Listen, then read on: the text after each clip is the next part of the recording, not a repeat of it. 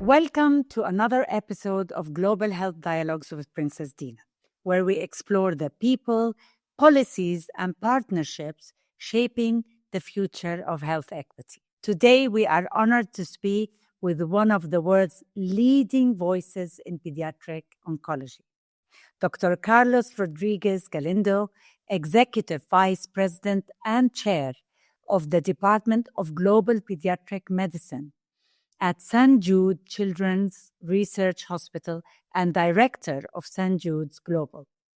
From conflict zones to cancer centers, Dr. Rodriguez-Galindo has been at the forefront of ensuring that every child, no matter where they live, has a fighting chance against cancer.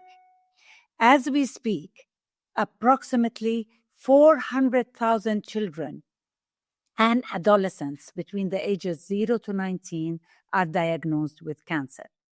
The tragedy is that despite great advances for cancer cures for children, there is a huge inequity. As we speak, a child who has leukemia, for example, living in the US, for example, in a high-income country, has an 80 or 90% chance for a cure. However, if that child lived in a low-middle income country with the same disease, that child will have a measly 20% chance for a cure. So today, we will be discussing the global burden of childhood cancer, the leading role of St. Jude's Children's Research Hospital in fulfilling its first founder's wish, Danny Thomas, who prayed to the St. Jude that no child should die in the dawn of life. And we will also be talking about the powerful role of partnerships, real partnerships to change the status quo, and what it takes to deliver cancer care amidst crises and deadly inequality. Firstly, I would like to comment, Dr. Carlos, about your personal and leadership journey. You began your association with St. Jude in 1994 as a postdoctoral fellow. Later on, you went to Dana-Farber and Boston to work there. And I just want to take a side turn. These two institutions hold a special place in my heart because that's where our son, Rakan, did a successful bone marrow transplant there. And then later on, you did full circle after a stint at Harvard as a professor. In 2015, you came to lead and direct St. Jude Global. What inspired your transition from clinical practice into global pediatric oncology leadership? Thank you so much for this question. I don't know where that started, but I think that in this world, what we are doing, all of us that try to build a better future for children with cancer, started at some point, with this long journey that we all try to identify our goals, our purpose, our place in life. And my life, my journey started with that as well. I wanted to be the best doctor for my patients. I wanted to be the best pediatric oncologist that I could be. That was my simple and at the same time kind of complex goal. And while I was at St. Jude and then in Boston, that's what I was trying to do, be the best doctor I could be for my patients, build capacity, build programs, do research, try to develop better treatments. But along the way, I always realized that this was not complete, that I needed to build whatever I had to build for all the children, because for me, and as it is for you, curing childhood cancer is a lofty goal, but we can only cure childhood cancer if we cure the children that have cancer. And these are two different concepts. And so that means making it global. And so along the way, I started working with programs in countries with limited resources, trying to how to adapt the treatments, how to build that capacity. And then the opportunity came about 10, 12 years ago when Dr. Downing, then the scientific director of St. Jude, I started thinking, how should we continue to build that global capacity at St. Jude? And I remember that in a conversation with him when he was visiting Boston, because he was part of the Harvard Cancer Center External Advisory Board. I remember that conversation when I don't know, Jim. I don't know what is the place, what is the route for that, but this is the challenge. That is the next frontier. That's how I remember saying it. How to address the global challenges and inequities in childhood cancer, to me, is the next frontier. And that basically eventually took me to my job right now. And St. Jude thought, okay, let's talk about this. Let's see how we can once and for all advance care for children with cancer globally. And to me, when that opportunity came, I thought it was all my life I had been working for this. I did not know it, but when that opportunity came, I said, this is a dream job. It's the most challenging job I will have ever had, but I think it's a dream come true to be given the gift of being helpful. Yeah, that's amazing, and it is the most, like you said, it's the most challenging job. And I'm sure your family don't see you a lot.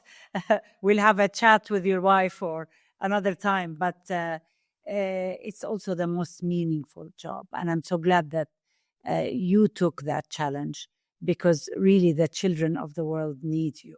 But I wanted to ask you something. I know that the sort of formal structure of the global work of St. Jude started in 2015, and you were the first, you gave it a name and a department, and you were the first to direct it. But St. Jude actually was starting working from 2004. The reason I know that, that's when I was the first ever Director General of the King Hussein Cancer Foundation. And I remember the first thing I did, because, I had heard about St. Jude. And of course, being a mother of a cancer survivor, who doesn't know about St. Jude? And I remember thinking, we're not going to reinvent the wheel. So I literally took myself, hopped on a plane, came to Memphis, Tennessee. I was 7 months pregnant with my third child, Jafar, and stayed in one of the Peabody hotels. Very fortunate to see the mama duckling and her little ducklings coming yes, down the lift, and everybody's waiting for them. And then I would say I spent the most important week of my life, actually, because first of all, I was invited by the late Richard Shediak Sr., who was such an amazing mentor for me personally, and for the team back home. And I literally was like a student with pen and paper. I learned everything about governance structure of St. Jude and why it works, and why it is powerful to be that way. At the same time, I learned everything about fundraising. I sat down with the corporate team, with the marketing team, with the communication team, literally like a student, absorbing and writing notes and so on. And then when I went back home, the same people, I was able to write to them, call them if I had a question, etc. And honestly, that week was like better than a master's or a PhD course in fundraising and governance. And when I went back home, I literally implemented every single thing. And our governance actually almost copy and paste of your bylaws. yes, yes. And it was pivotal. It was pivotal in the success of the King Hussein Cancer Foundation and Center that you know of today. And everybody knows now that the King Hussein Cancer Foundation has become the largest grassroots fundraiser, not only in Jordan for cancer, but also in the region. So, but I have to say, it's because of this reciprocal collaboration, the fact that St. Jude opened up its books and allowed us to come and learn and share and be a mentor for us. That's, I think, what distinguishes St. Jude's partnership from any other. So I know we were not the only ones that you worked with prior to you heading this, but when you came, what learnings did you get from all the other global work that you already had started?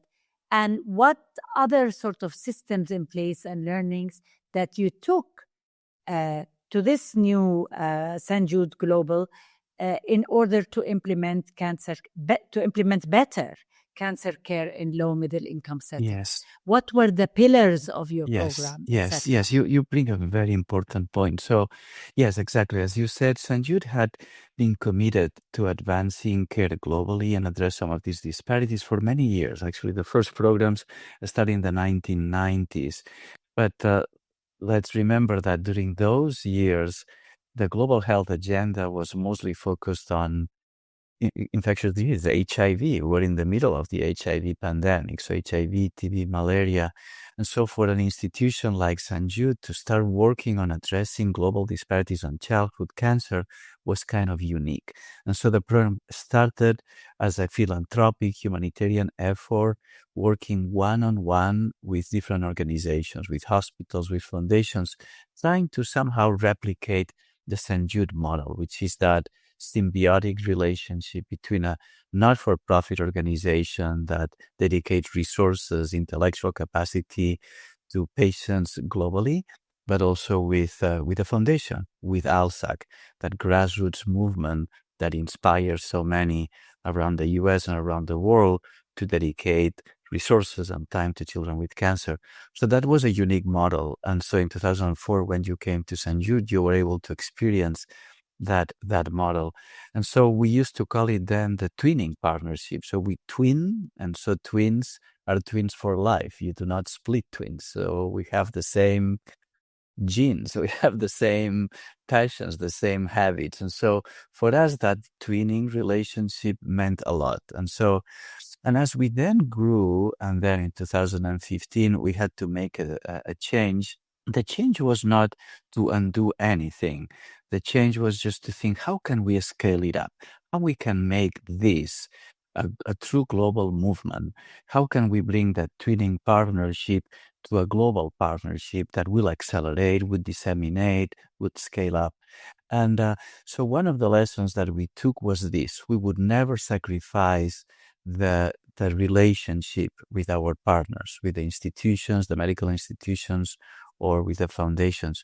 We are a hospital working with hospitals. We are physicians, we are fundraisers, we are nurses, and our focus is the patient. And so we are not an Institute of Global Health, we are not a Ministry of Health, we are not a school of public health. We are a hospital, and that to us is critical. So the patient is at the center of everything that we do. We are obsessively focused, if you wish, on the patient, and we try to address the entire continuum. So that's the first lesson that we took. So we could never sacrifice that. And that basically has taken us to what we call now the St. Jude Global Alliance, which is in partnership with today about 400 institutions and foundations around the world. We try to bring that meaning to each one of those. But then to make it more scalable, we had learned along the way that we had to look at what we call the macro system, work with governments, work with global agencies to make sure that what we do is sustainable, it's scalable, it can have that impact, sustained impact that we want. As we then became a collaborating center for WHO, together with many partners, we launched the Global Initiative for Childhood Cancer, etc., right? So, and that was the model. And I am a witness of that, really, because I was director for 16 years, so of course I was working hand in hand with the center, obviously, and your education and workforce development programs, capacity building and strengthening the human infrastructure, that was huge. The fact that you utilized telemedicine and supported us with virtual tumor boards for second opinions. I remember, I think for KHCC, there was once a month tumor board for second opinion cases, and once a week, a learning telemedicine link up with the center about oncology nursing and so on.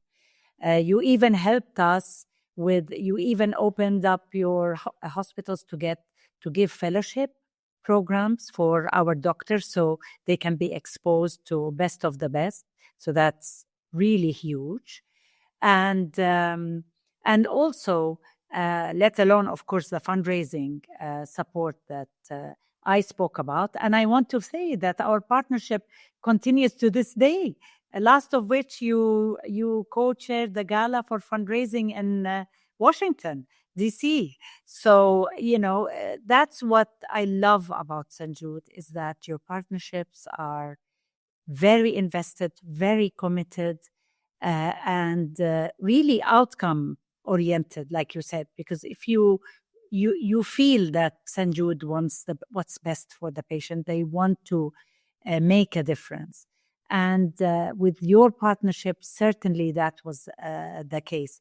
And you also, I think, other pillars of your program, how do you use your global data to drive policy and improve survival outcomes? Yes. That is a question for you. Yes. So then as we started building this capacity, we had to develop a good strategies, as you can imagine. So we have engaged over the last decade in cycles of a strategic planning, trying to think about how to bring data into what we do so that every decision, every action has to be based on evidence. And we need to generate some of this evidence. We need to analyze some of this evidence.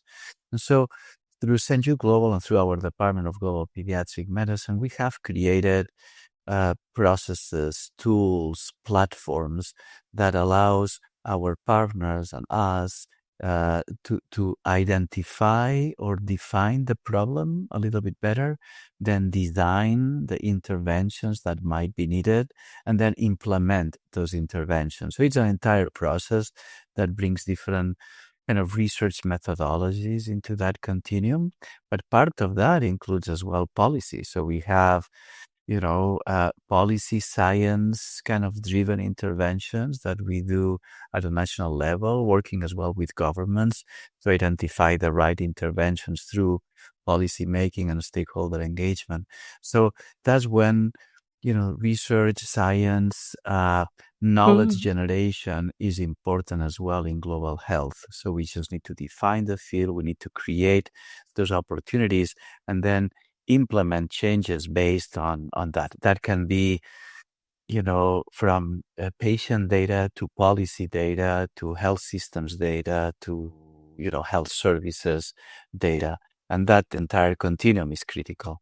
And you're in a great position to provide implementation evidence and science, because I know in many, certainly when I was director general or in many of the conferences that I attend, sometimes I find that a lot of the partnership is, the main goal is to publish, and sometimes I get annoyed. Okay, you publish, but what about the people on the ground?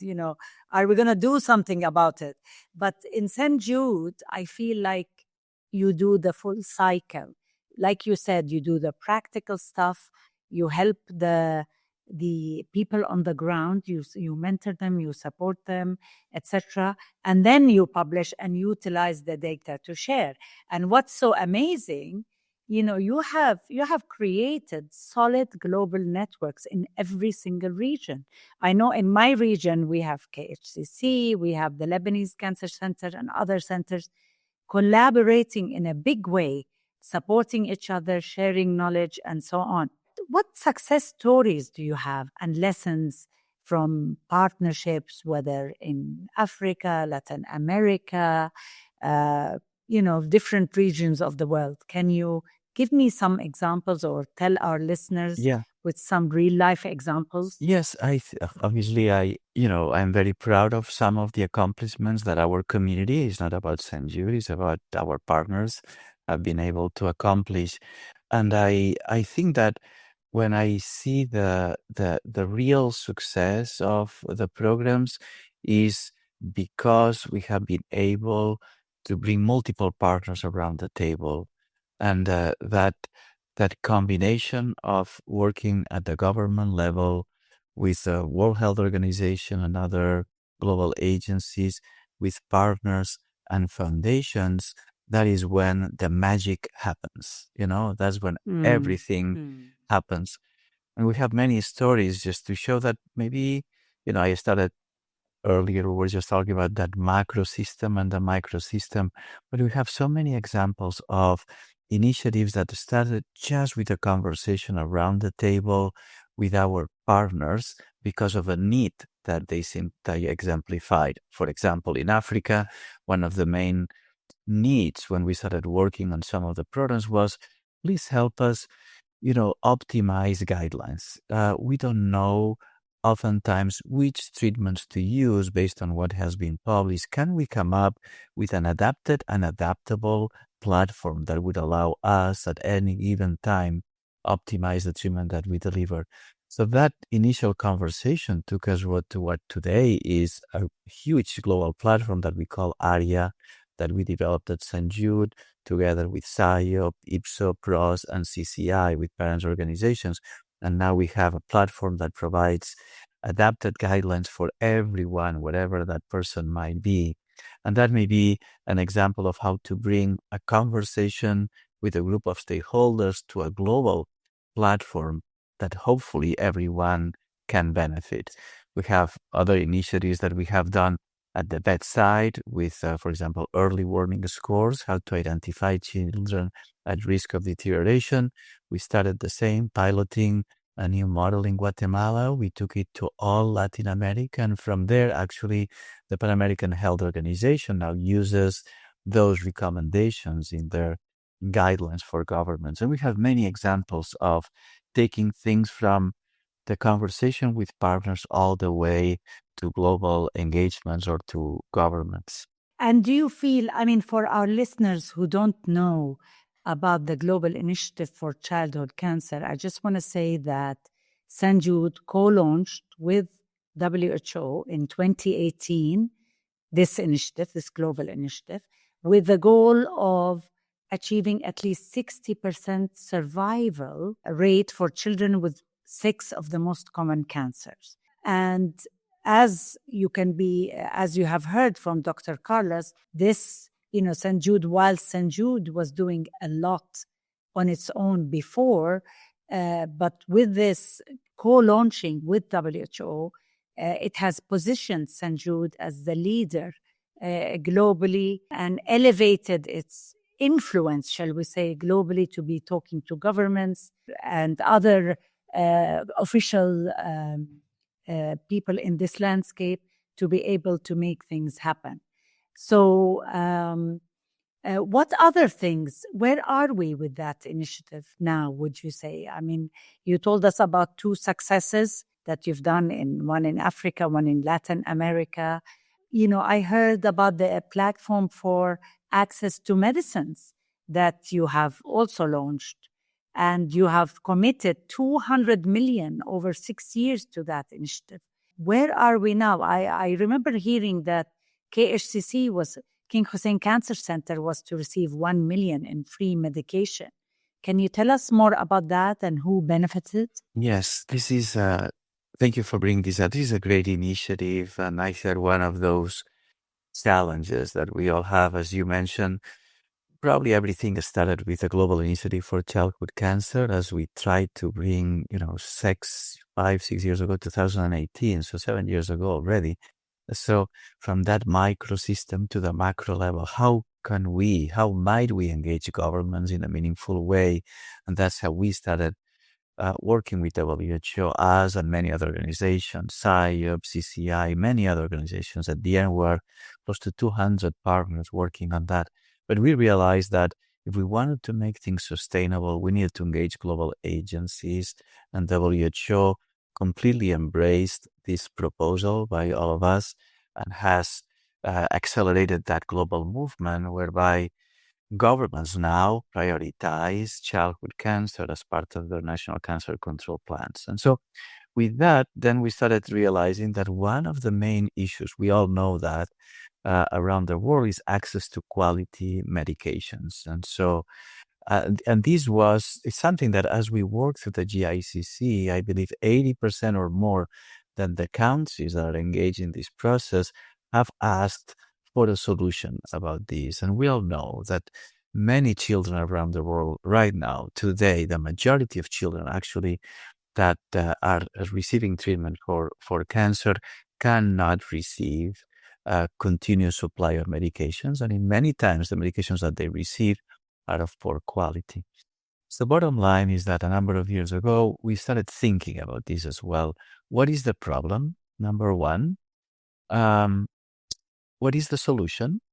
Number two. And then if there is a solution, what should we do to realize it? And so these are big problems asking for big solutions. And I remember in one conversation early on with a team from UNICEF, one of the UNICEF partners said, well, there are no challenges. What we don't have is an action plan. So I think to me that was very important. Let's not talk about challenges. Let's talk about a lack of an action plan, which puts you to actually work immediately. Bottom line is that we created this global platform for access to childhood cancer medicines, which is basically a global central procurement mechanism that works at a multi-stakeholder engagement with the central office, if you wish, the secretariat at WHO, engaging with governments, developing that health systems strengthening path, with the procurement agencies that are the UNICEF Supply Division and the Pan-American Health Organization for the Americas. And so, in a nutshell, basically what this platform does is create a central forecasting and procurement mechanism that then works with all governments to make sure that the governments have that pathway completely strengthened and optimized for the children to receive medication. So it's not just a free medication process; it's an entire health systems strengthening process.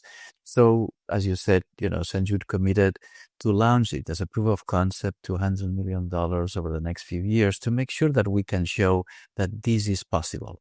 So then we will think in 2 or 3 years, we're already thinking about developing a multi-donor trust that will help with sustainability.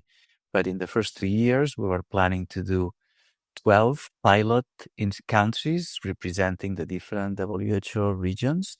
And so, yes, Jordan is part of that first group of 6 countries. And now we are launching it to the next 6 countries. So by February, and that was good because of our Childhood Cancer Day, coincidentally, the first 6 countries started receiving the medications. And so we are already proving that this is possible, that through this central procurement mechanism, we can deliver an uninterrupted supply of quality essential medicines.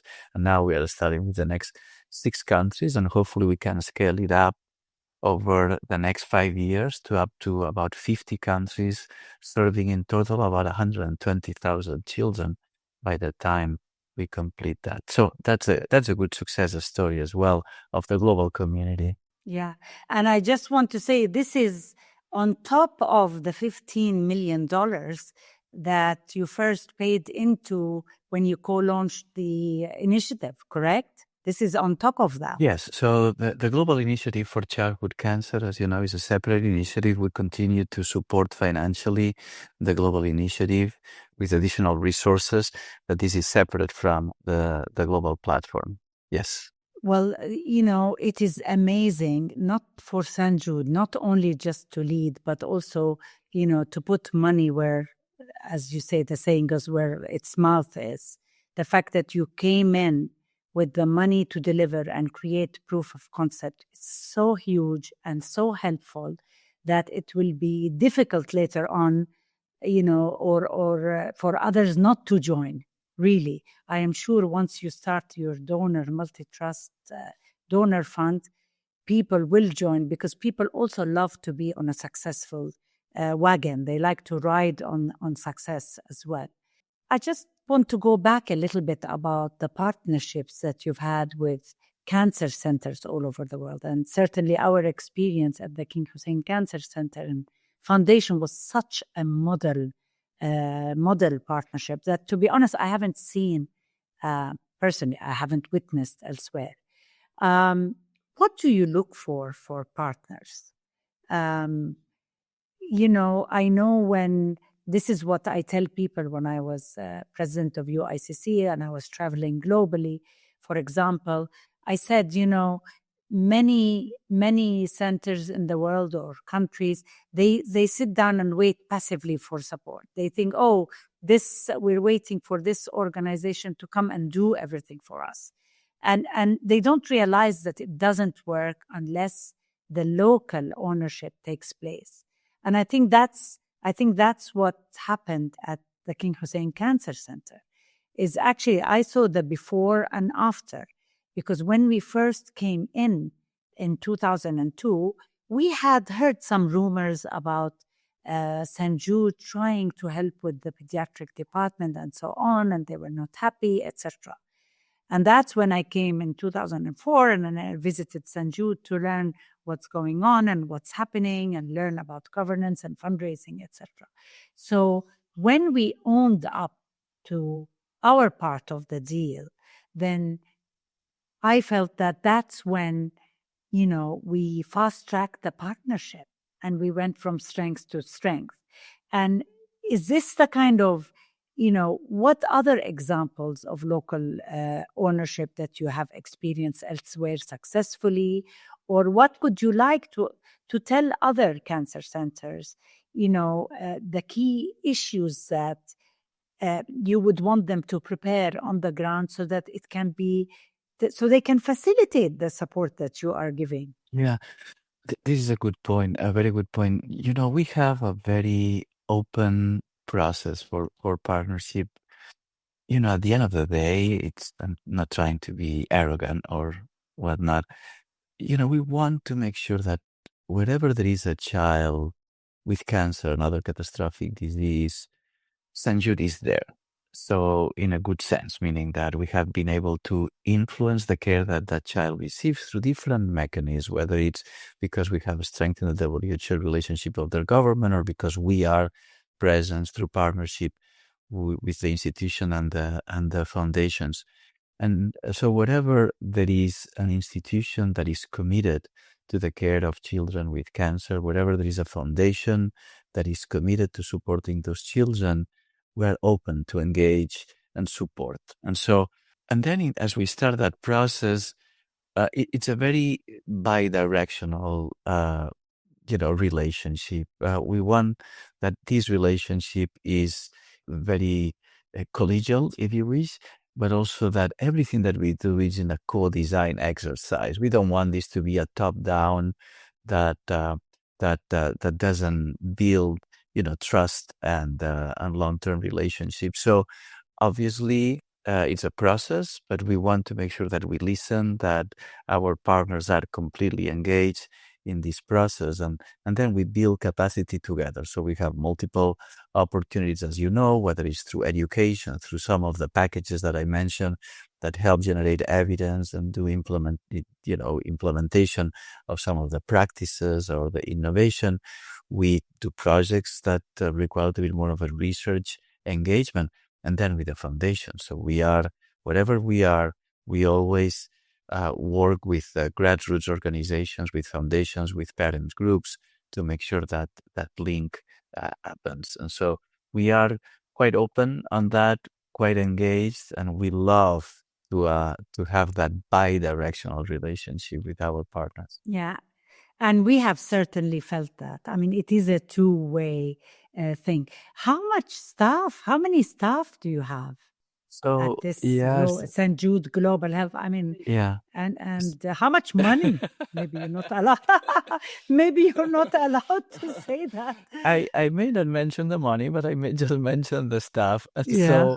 So well, number one, about in terms of money, I think that what I can say is that we're very fortunate that our institution, the leadership of the institution, our CEO, the leadership of ALSAC, the CEO of ALSAC, the board of governors and board of directors of our institution have seen the need and are completely behind on integrating global goals as part of who we are as an institution. And so that to us is a gift. So to work for an organization that sees that the global reach is part of who we are as an organization, not an afterthought, not a pilot, not a humanitarian effort, but just part of who we are essentially as an institution, and that we want to end global disparities of childhood cancer the same way that we want to advance research to to understand the intricacies of any specific disease. So with that said, then yes, the budget is part of what the institution develops, and so obviously we have a sustained budget support that allows us to plan, to execute, but obviously every dollar is accounted for, including what we support for the WHO on the global platform. But of course, we need to show progress. So we need to show completion. And then answering your question about the staff, we are about 240 staff right now here at St. Jude, and that includes our staff here. And we are actually opening regional hubs as well. So in the next few years, we will see offices with staff in different parts of the world to be closer to the problem, to be able to engage more directly with partners and governments. And that's a business model that we're implementing moving forward, to be closer to where the problem is. This is truly amazing, because St. Jude is rolling up its sleeves and really going on the ground. And that is the way to do it. And this is such an amazing signal from everything that St. Jude has done, from its work starting from the 1990s to then opening up or formalizing the global work into St. Jude Global, and then entering the global co-chairing the Global Initiative for Childhood Cancer, and then the platform for access to medicines, and now to even open regional hubs with offices and so on. I mean, really, that is so admirable. I know Danny Thomas, the founder of St. Jude, the U.S. Lebanese national, he will be very happy to know that his first wish is not only being fulfilled one time, multiple times, to make sure that really no child dies at the dawn of life. And then one more thing that St. Jude has taken up is that you're also supporting the continuity of cancer care in conflict zones and humanitarian crisis. We all know that cancer doesn't pause for war. In fact, cancer thrives during conflict. Why? Because all the weapons and ammunition that we usually target against cancer disappears from availability of surgery, radiotherapy, chemotherapy, medicines, hospitals, etc. all disappear, which of course gives cancer a free rein to ravage the bodies of children during times of conflict. So what does it take to deliver pediatric cancer care in conflict zones? You know, given all the geopolitics and the chaos and everything that goes with that. I know you coordinated evacuations and supported continuity of care, Gaza, Ukraine, Syria, etc. Can you give us a glimpse of what it is like, all the sort of challenges and the landmines that you have to walk on to be able to help cancer patients? This is a very complex and complicated problem that we try to resolve. But I want to start by saying that when we started engaging in the resolution or the support of pediatric cancer programs in situations of conflict, we realized that the world had not set up any system for that. It was very frustrating to see that despite the many conflicts that we face, there was no system in place to support the care of children with cancer, children with catastrophic diseases, children with illness. And so there was no one single organization that actually had figured it out. And so we started helping just like we try to help our patients. So as we said earlier, our focus is the entire continuum of care for a child with cancer. And whenever there is a child that suffers from cancer, we want to be part of that journey. We want to make sure that child is not alone. It's never felt alone, and the parents are not felt alone or don't feel alone, or that the physicians, the practitioners, the people that care for these children have the support that they need. It's much easier said than done. And so we started working first with the Syrian crisis. In that case, it was more a financial support, working with Jordan, with Lebanon. But then with Ukraine, things became a little bit more complex because we had to organize then, say, the evacuation, the referral of more than 1,700 children over a couple of years. But that was also a good example, and you asked me earlier about good examples of success of those partnerships that we develop with institutions and foundations. At the end of the day, what we wanted to do is support our partners and bring together the partners in the region that are part of our journey. And so with Ukraine, for example, with Syria, we brought the partners from Jordan and Lebanon. When we started the program in Ukraine, we had to figure out how to do that referral and evacuation, but we work with our partners in Ukraine, in Poland, in other parts of Europe to facilitate that. And most recently with Gaza, with the partners in Egypt and Jordan. So our role in these cases has been, we have learned over the last few years on what is needed and how to do it. It's more about coordination, about some of the logistics, on how to bring all these partners together and facilitate that process. And so with Gaza, we have helped as well evacuate, transfer to a place where these children and these families can receive care, more than 250 by now children as well. And it's complex. I don't say that it's an easy process. It's complex, but I feel like we are getting close to that point where we can develop a good package that we can generate to then bring multiple organizations, WHO, governments, private organizations, partners on the ground to facilitate that process. It's new, it's complex for us, but at the same time, we could not say no. We could not just walk away. It's like you cannot walk away when you see a house in fire and you have your family inside, right? So you just need to Yes. put a practice together, start yourself, and then bring a solution to those in need. So that's how we have tried to operate that.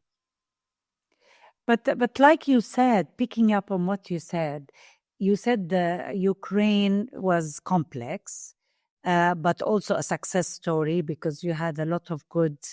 I mean, we all know in the Ukraine there was a lot more countries really rallying together to support Ukraine in dealing with refugees in general, in helping coalesce the aid together between various countries. Whereas, as we know, for example, in Gaza, where the Fourth Geneva Convention that was meant for the protection of civilians in times of war and healthcare personnel, healthcare facilities, etc., is dead and buried, as you know, targeted and all. The only cancer center for pediatric cancer care that was established by the Palestine Children Relief Fund was bombed, etc. So Gaza was a different, shall we say, example. So you have that example, extreme case where nothing could work certainly on the ground except for evacuations and referrals. And that also had its many complexes. But I just wanted to ask you, for the Ukraine, for example, where you had a bit more of a geopolitical, better landscape, shall we say, were you able to manage continuity on care in Ukraine itself, or did you have to evacuate everybody out to neighboring countries? Yes. So, yes, I completely agree. These are very two different scenarios, unfortunately. I wish the global community could respond equally, whatever that conflict is.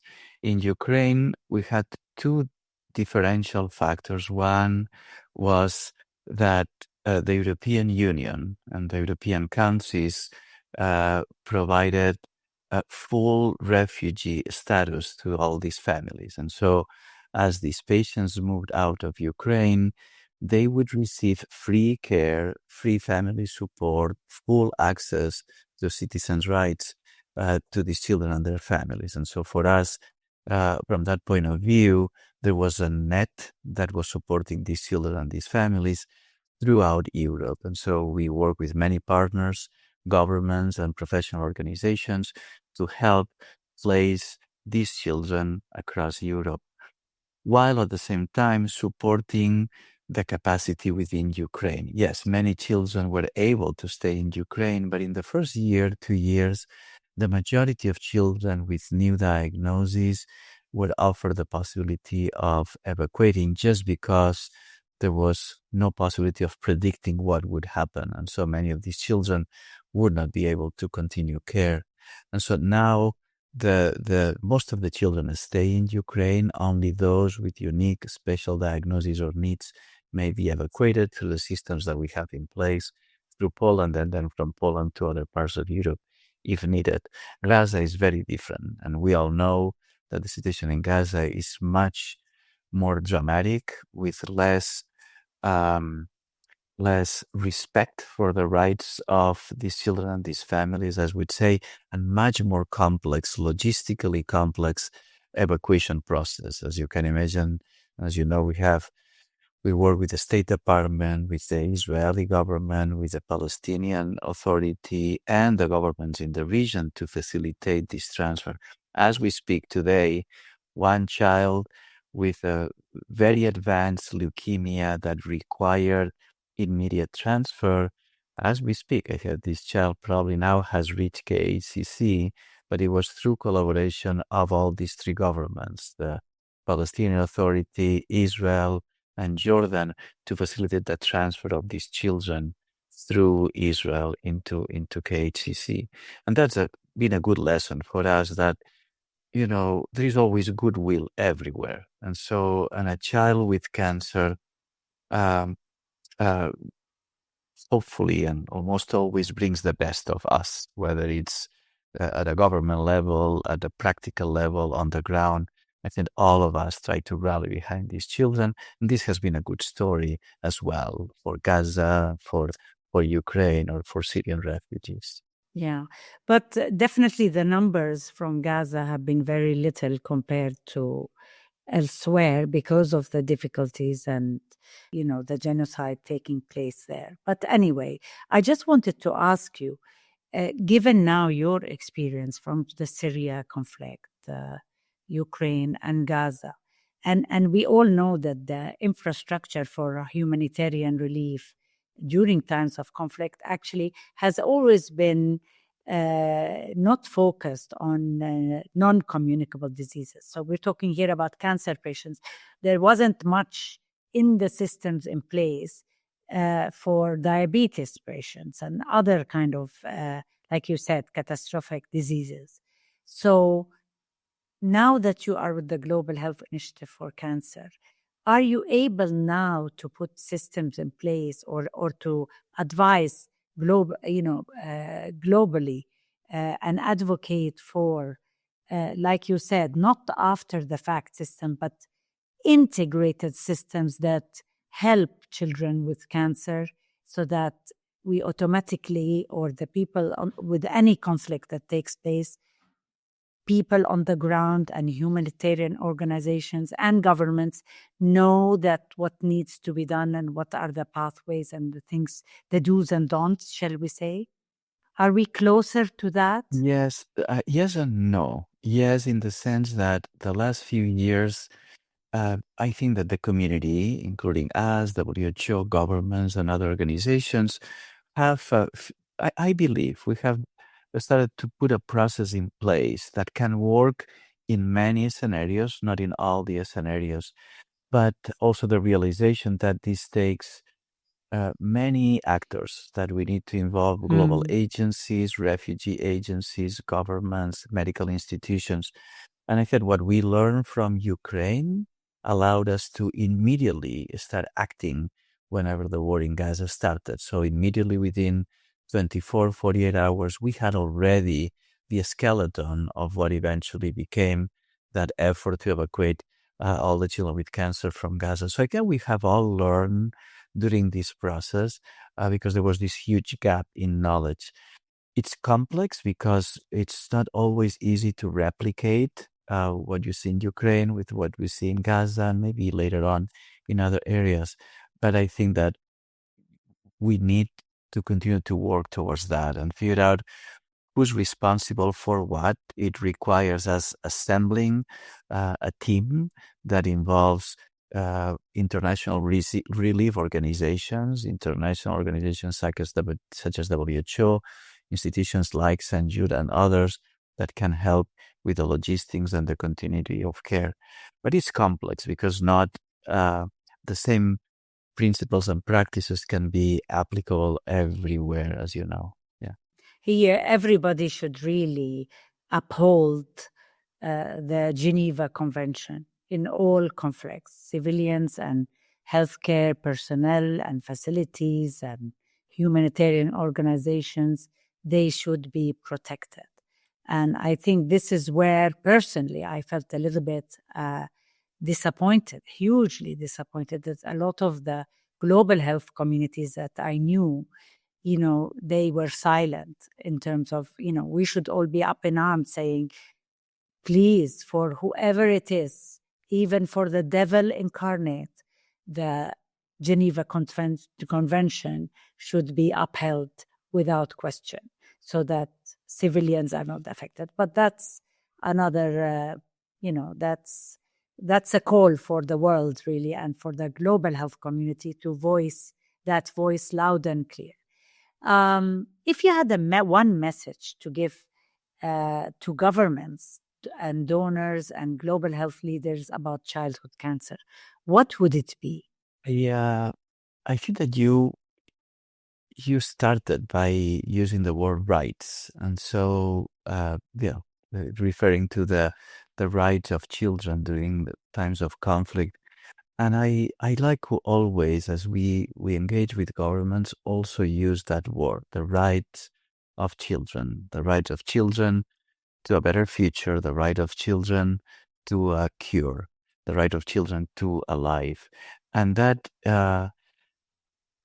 is the start of the conversation most of the time with governments.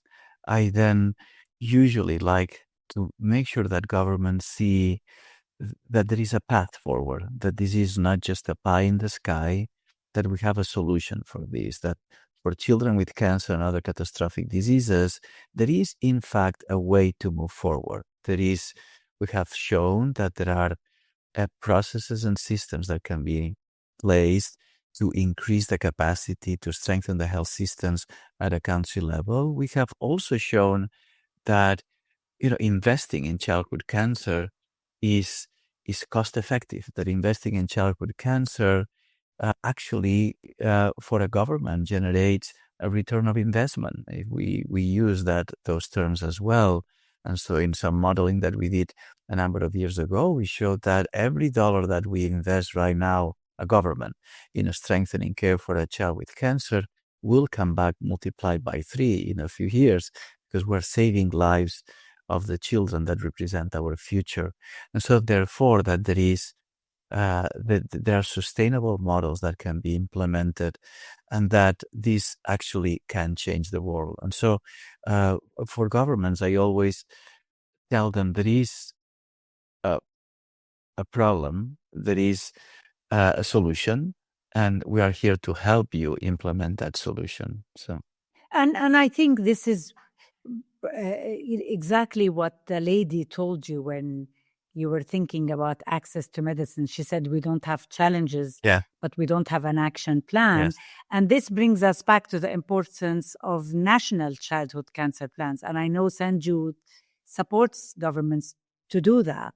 And like you said, what's really great about cancer plans is that it sort of puts everything in paper, and you start moving forward. You start ticking the boxes 1 year at a time. So it in a way minimizes the overwhelming nature of having to do everything at once.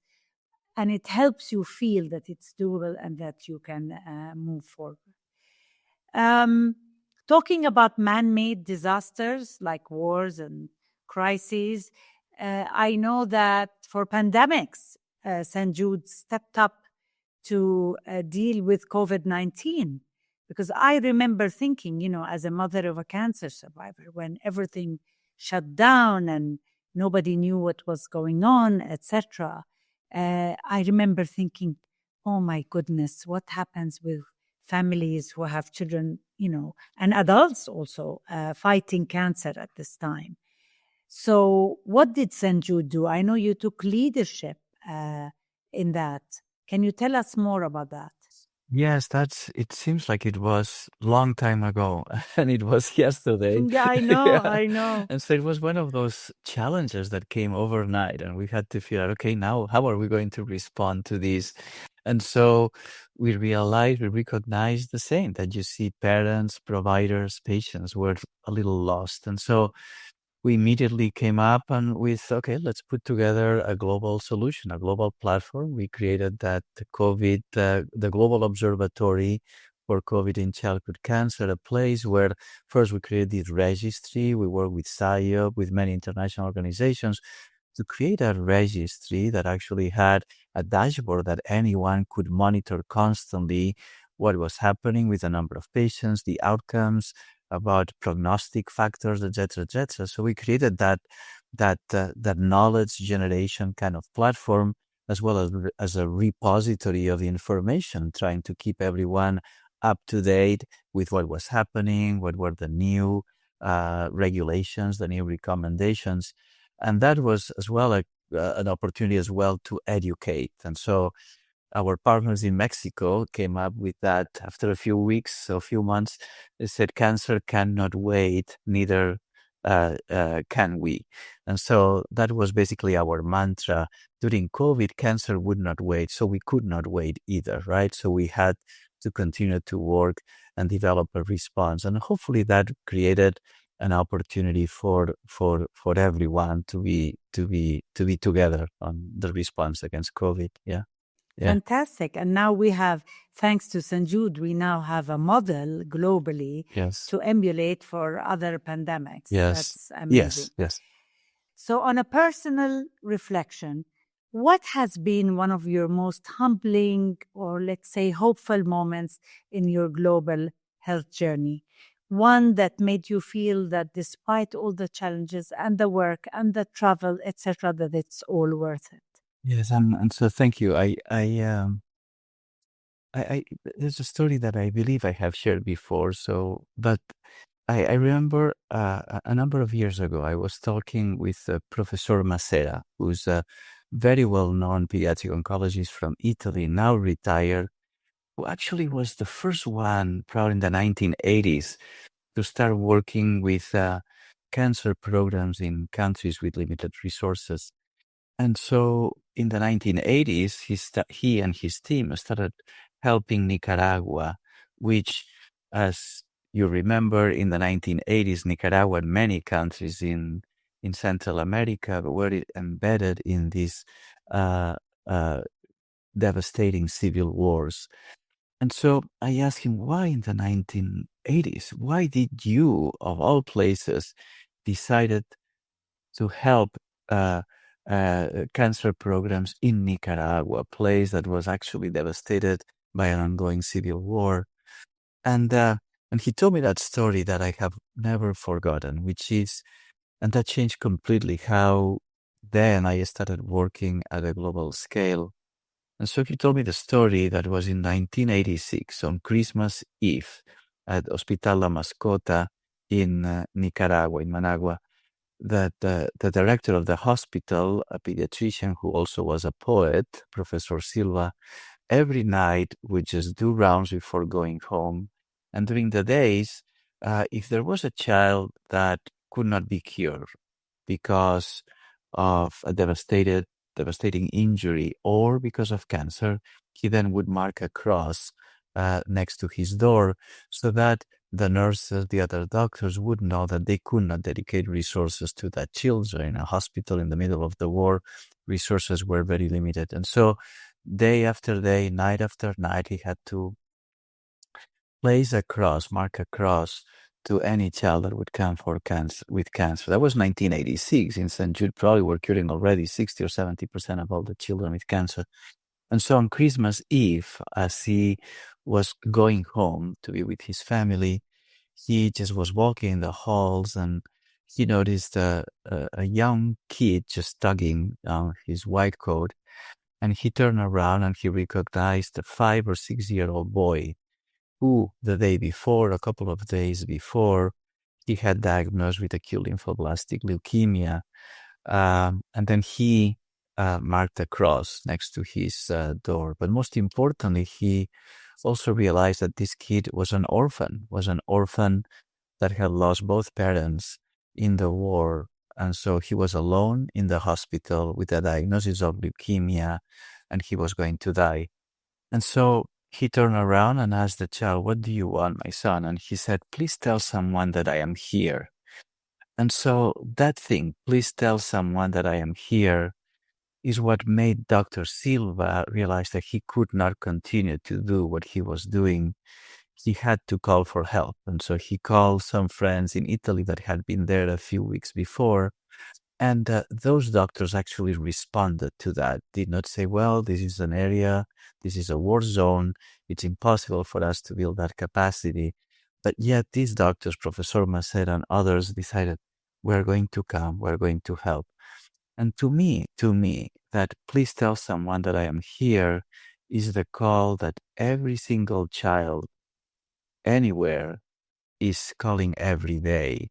And that's why I said, whatever there is a child with cancer, we want to answer. And I think that our community has answered to that. You have answered to that. St. Jude has answered to that. The WHO has answered to that. And I'm very proud that our community has been able to mobilize that. But "please tell someone that I'm here" is what I always remember from that experience. What a human story. So touching, truly. And yes, this child was saying, "Please see me. I'm here. Mhm. I'm not dead Mhm. yet." Yes. And it's amazing, by asking, like you said, by asking for help, people will come forward to do what they can. Dr. Rodriguez, thank you for sharing your insights, your vision, and your unwavering commitment to the world's most vulnerable children. Your work reminds us that pediatric cancer is not just a clinical challenge, it is a test of all our global conscience and collaboration. Thank you so much for sharing your journey. And to our listeners, if today's episode moved you, please share, rate, and forward to others, and follow us for more conversations that amplify the voices that are reshaping global health.